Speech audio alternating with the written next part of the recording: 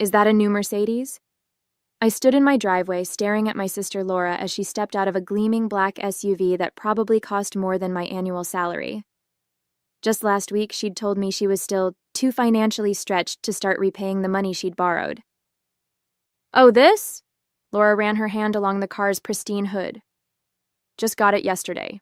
Great lease deal. You wouldn't believe the features it has.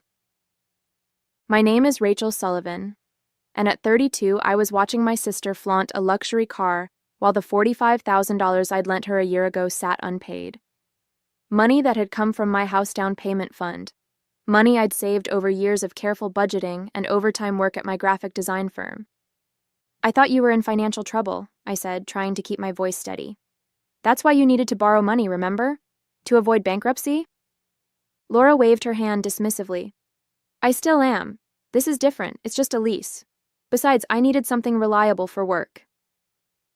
I remembered the day she'd shown up at my door in tears, mascara running down her face, how she'd sobbed about mounting credit card debt, about possibly losing her house, about needing help, just this once. I'd written the check that same day, draining most of my savings because that's what sisters do. They help each other. Your old car was only 3 years old, I pointed out, and you promised to start repaying me after 6 months. Don't be so uptight, Rachel. You're doing fine. You've always been good with money. It's not like you really need it right now anyway. She pulled out her phone, checking her reflection in its screen. Oh, did I tell you I'm planning a trip to Europe this summer? You should come, though it might be a bit expensive for you. I stood there speechless. The casual way she dismissed my loan, the implicit suggestion that being good with money somehow meant I didn't deserve to be repaid, the audacity of inviting me on an expensive vacation while owing me thousands, it all hit me at once. Actually, I do need the money, I said. I'd planned to use it for a house down payment. Well, maybe this is a sign you should keep renting. Property ownership is so much responsibility. She glanced at her watch. Anyway, I can't stay. I've got a spa appointment. We should do lunch soon. As I watched her drive away in her brand new Mercedes, something inside me snapped. A year of excuses, deflections, and broken promises crystallized into a moment of clarity. My sister wasn't just bad with money. She was taking advantage of me, and I'd let her do it. The pattern was nothing new. Growing up, Laura had always been the charming one, able to talk her way into, or out of, anything. When she maxed out her first credit card at 19, my parents paid it off. When she dropped out of college after 3 expensive semesters, they called it finding her path. Every financial disaster was met with support, understanding, and usually a check. I'd taken a different route, working through college, building my graphic design career from internships up, saving carefully. My parents called me the responsible one, but the way they said it made it sound boring, like being good with money was somehow less impressive than Laura's endless string of exciting mistakes. That evening, I pulled up my bank statements, looking at the sharp drop in my savings from a year ago. I'd had almost $60,000 saved, enough for a decent down payment in our area. Now, thanks to Laura, I was back to renting a small apartment while watching my sister cruise around in a luxury car. My phone buzzed with a text from my mom. Laura just showed us her new car. Isn't it gorgeous? She said she got an amazing deal. Of course she had. Laura always got amazing deals that somehow left her broke. I thought about telling my mom about the unpaid loan, but I already knew how that conversation would go. She's going through a rough time, my mom would say. You know how hard things have been for her since the divorce.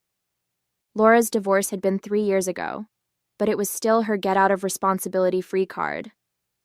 Never mind that her ex-husband had left her with a paid-off house and a generous settlement.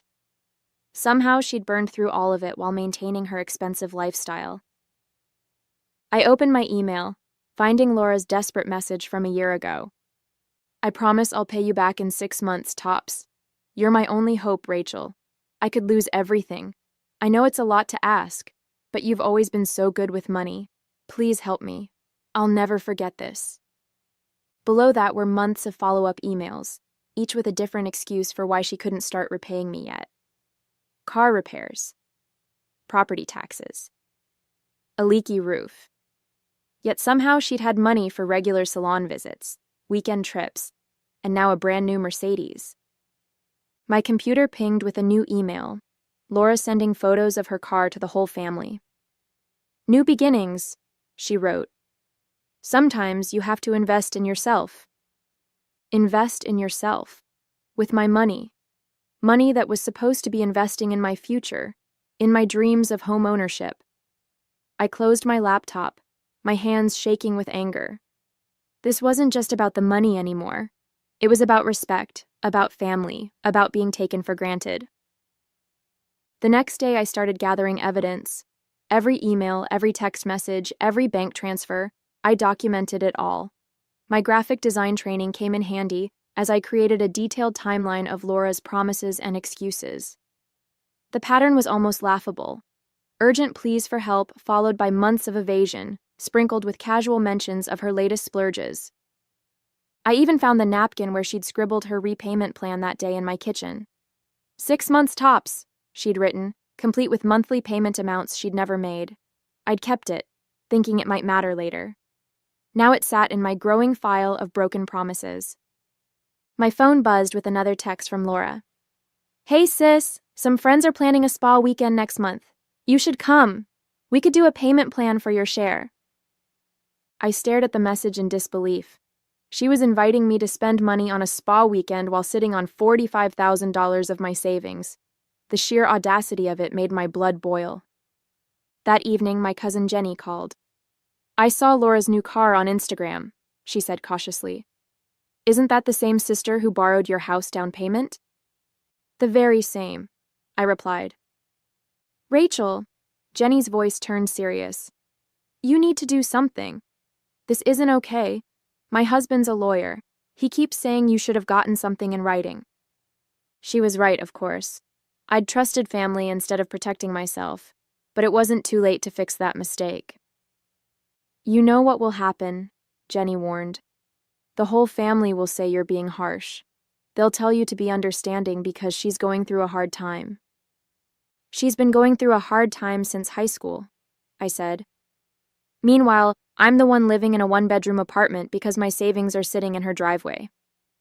After hanging up, I opened my laptop and started researching small claims court procedures. The maximum claim amount in our state would cover most of what Laura owed me. I also found templates for formal demand letters, the first step in legal proceedings. My hands shook as I typed Laura's name into the template. This would change everything. No more family dinners pretending everything was fine. No more playing the understanding sister while watching Laura spend my money. No more being the family ATM. But as I looked around my small apartment, at the life I'd put on hold to help her, I felt my resolve strengthen. Laura had chosen her priorities when she bought that Mercedes. Now it was time for me to choose mine. I sent the demand letter by certified mail, keeping the receipt as another piece of evidence.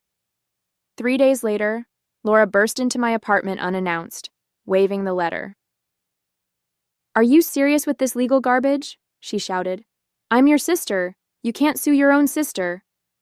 I kept my voice steady. "You've had a year to handle this like sisters. Now we're handling it like adults who made a financial agreement." "I can't believe you're being so cold about money. It's just money. Family is more important." She collapsed onto my couch, already starting the waterworks that had worked so well last time. "Yes, family is important," I agreed. "So important that I gave you my house down payment when you needed help. So important that I trusted you to keep your word. How's that working out?" "You know I've been struggling." "Not too much struggle for a new Mercedes," I cut in. "Or those designer boots you're wearing. Or that European vacation you're planning." Laura's tears dried up instantly, replaced by anger. "You're just jealous because I know how to enjoy life while you pinch pennies and obsess over spreadsheets." "No, I'm angry because you took advantage of me. Because you promised to repay me and instead spent my money on luxury cars and spa weekends." "Fine." She stood up, grabbing her designer purse. "Take me to court. See how Mom and Dad feel about that. They already think you're too materialistic, always talking about saving and investments."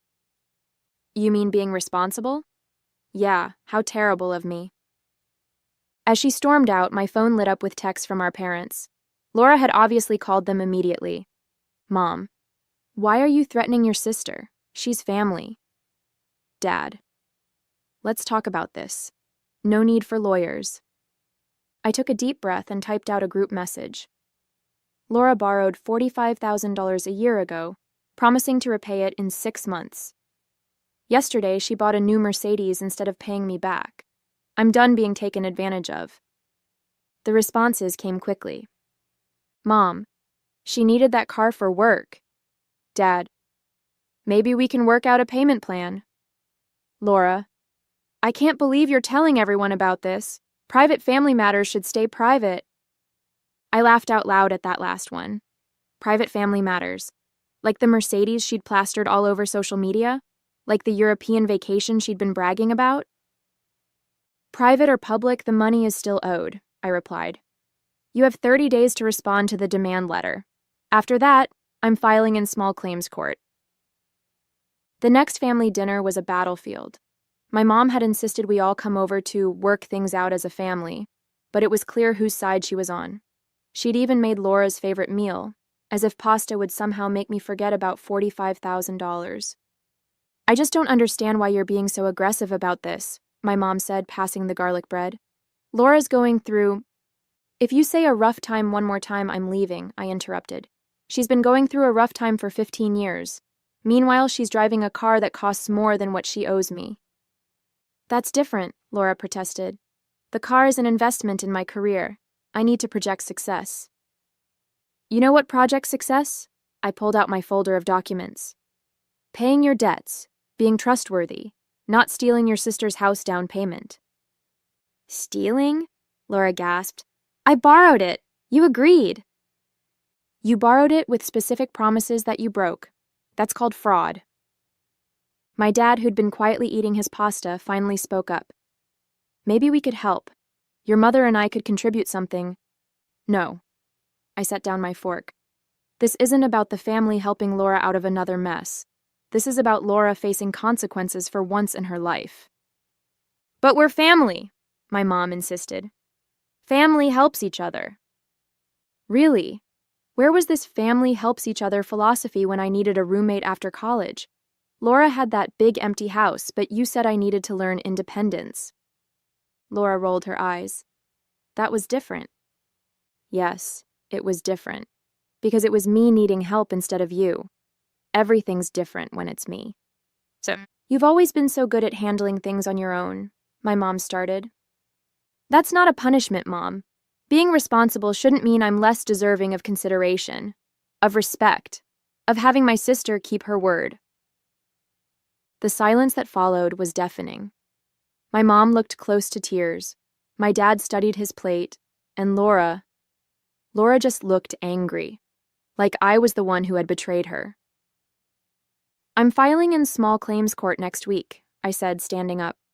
You can either start taking this seriously, or you can explain to a judge why you bought a luxury car instead of repaying your debt. If you do this, Laura warned, it will change everything. I looked at my sister, really looked at her. The designer clothes, the perfectly manicured nails, the entitled attitude that our family had carefully nurtured for years. Everything already changed, I replied. It changed the day you decided your Mercedes was more important than your word. True to her word, Laura rallied the extended family against me. Aunts called to tell me I was being unreasonable. Cousins sent messages about family loyalty. Even my grandmother weighed in, saying she was disappointed in my choices. I saved all their messages in my legal file. Each one proved how Laura had weaponized the family against me, turning my attempt to get repaid into an act of betrayal. Only Cousin Jenny stood by me, sending daily texts of support and updates from her lawyer husband about what to expect in court. A week before the court date, my parents made one last attempt at intervention.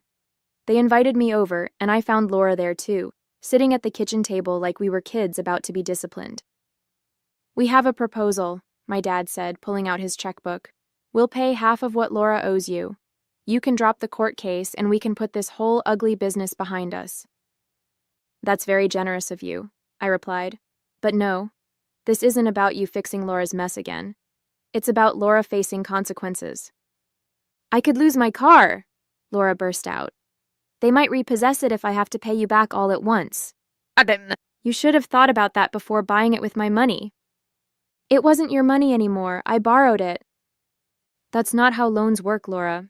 You don't just get to decide you're keeping it. My mom started crying. Please, Rachel. This is tearing our family apart. No, Mom. Laura's actions tore this family apart. I'm just refusing to pretend it didn't happen. But she's your sister, my dad tried again. Yes, she is. And as my sister, she should have respected me enough to keep her word. To not buy luxury cars while owing me money. To not treat me like a bank that doesn't need to be repaid. Laura stood up suddenly. Fine. You want to destroy this family over money? Go ahead. But don't expect me to ever forgive you. I watched her storm out, remembering all the times I'd seen this same performance. The dramatic exits, the tears, the guilt trips. They'd always worked before. The family would rush to soothe Laura, to fix things for Laura, to make excuses for Laura. Not this time. I'll see you in court, I called after her. Then I turned to my parents. And if you try to pay her debt for her, I'll name you as co-defendants for attempting to obstruct justice. My dad's face went pale. My mom's tears stopped abruptly.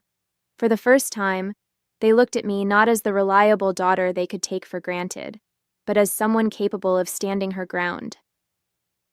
The morning of court, I arrived early, dressed in my most professional outfit and carrying my carefully organized file of evidence. Jenny came with me for support, while her husband had helped me prepare my presentation to the judge. Laura showed up late, of course. She breezed in, wearing designer clothes and carrying a new handbag that probably cost more than my monthly rent. Our parents sat behind her, looking uncomfortable in the small claims courtroom. The judge was a no-nonsense woman in her 60s who listened carefully as I presented my evidence, the original bank transfer, Laura's written promises, the timeline of excuses, and photos of her recent purchases, including the Mercedes. When it was Laura's turn to speak, she tried her usual tactics. She cried. She talked about family loyalty. She mentioned her divorce from 3 years ago. She explained how the car was a necessity for her real estate career. The judge wasn't moved. Ms. Sullivan, she addressed Laura, are you telling me you purchased a luxury vehicle while owing your sister $45,000? It's just a lease, Laura protested, and I needed it for work. That's not what I asked. Did you buy a new car instead of repaying your sister? Well, yes, but... And these vacation photos posted on your social media last month? Was this trip necessary for work as well? Laura shifted uncomfortably. No, but... Miss Sullivan, this court takes a very dim view of individuals who demonstrate such blatant disregard for their financial obligations. Your sister provided substantial evidence of both the loan and your ability to repay it, had you chosen to do so. I watched Laura's face as she realized her usual manipulations weren't working. The judge wasn't family. She couldn't be swayed by tears or guilt trips or claims of hard times. Furthermore, the judge continued, your social media posts suggest a pattern of frivolous spending while actively avoiding your debt. This court finds in favor of the plaintiff. You are ordered to repay the full amount of $45,000 within 90 days. 90 days? Laura gasped. That's impossible.